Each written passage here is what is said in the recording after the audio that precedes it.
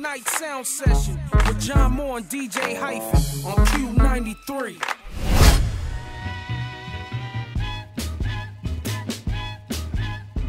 All right, y'all, that record Got Work by Reflection Eternal. We got Talib Kweli and DJ Hyphen in the studio chilling with us. We're going to play the next record, Midnight Hour, featuring Estelle. And there's kind of a stark contrast between Got Work and Midnight Hour back to back. What was the logic between sequencing those like that? Well, in my mind, I don't know what Hi-Tek, I think, in my mind, we're trying to tell a story.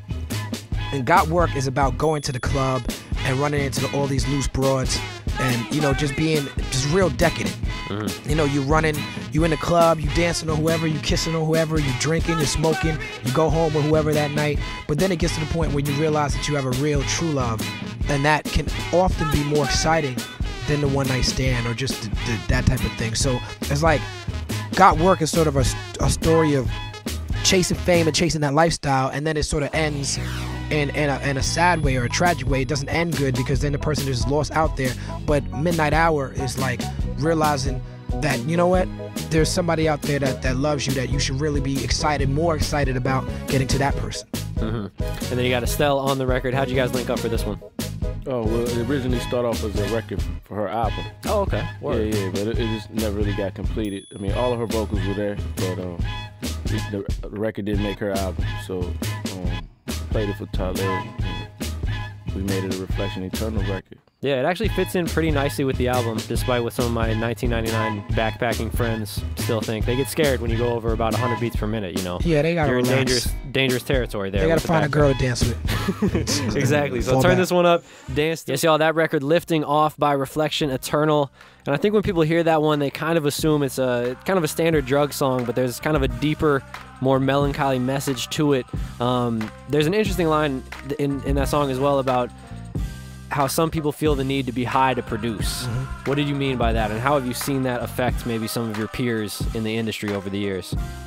I don't really feel like most musicians, even somebody like a Be Real, feels like they need to be high to make music. I just think making music is more fun high. You know what I'm saying? Like, that's what it is. It's like, you just, smoking weed is like, it numbs you. It's a depressant. So it makes, because you're numb, like you just everything else is more live and more enhanced. So if it's raining outside, you be like, oh man, it's raining, I should smoke. If it's sunny outside, you be like, oh, the sun is shining, I should smoke. So it gives you the false impression of enhancing everything. So when music's something you love to do, something that stimulates you so much, it's like the allure of a vodka Red Bull. You know what I'm saying? Like, you get a depressant and a stimulant at the same time. That's what most people do for recreation. And but I'd be a fool to say I needed it, and I think any musician would be a fool to say they need substance abuse or substances to create. It seems to get scary. Like, to me, I remember listening to Lil Wayne back in 2000 when he was just killing mixtapes and all that stuff, and he was like this really hungry MC. And obviously Wayne's had incredible success over the years, but then there was also that period where it seemed to get really dark, and every time you saw him in an interview, he had the cup with him. And it just seemed like he was using too much. And now I see some new cats, like, I don't even mean to put him on blast, but like, we had Wiz Khalifa in here the other day, and I was like, he's damn, a smoker. Like, yeah, like he he's loves a smoker. To smoke. Straight out of like Half Baked. There's a couple of new cats like him and Currency who bringing that smoking heavy thing back to the forefront. And I guess to me, like, and I've talked about this before with my friends, like, I've never smoked at all. So I can't even relate to it. So I'm kind of like, but it concerns me a little bit when I see artists so involved heavily into it, because I'm just like, I'm not sure it ever really ends well. You know what? He'll grow out of that though. Wiz Khalifa's a smart cat. I think I was smoking. I think both me and Hi-Tek were smoking. Probably smoking more than Wiz Khalifa when we was his age. Right now. Yeah. You know what I'm saying? Like, when I was Wiz Khalifa age, I was smoking like how he's smoking now. Yeah, me too. And me too. When you listen to our music, it was effect. We came into the interviews, we was high. We was smelling like weed. So he'll grow out of that. You know what I'm saying? Nice. What's your kind of take on the general war on drugs? Especially when his chest started hurting.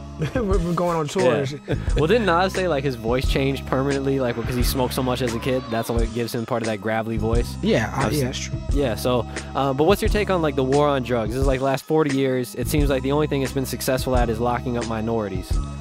I mean, that's really the intention of it. The intention of the war on drugs is not to save, you know, the soul of America. Is to make money and to populate the jails. And of course, it's going to populate the jails with the people on the lowest rung of society, which is the poor people, the black, brown people, the oppressed people.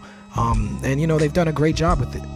Yeah, it's an industry. They're very successful at it's a billion-dollar industry. Locking us up. I think Chris Rock put it nicely where he said, like, cigarettes are only legal because white people get rich off of them. I mean, I swear to God, we was out trying to buy some tobacco at the store last night.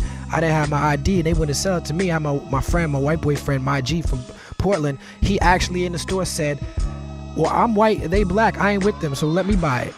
And after they wouldn't let me or Hi-Tek or Steven buy it, they let the white boy buy it. So, wow. It's real talk.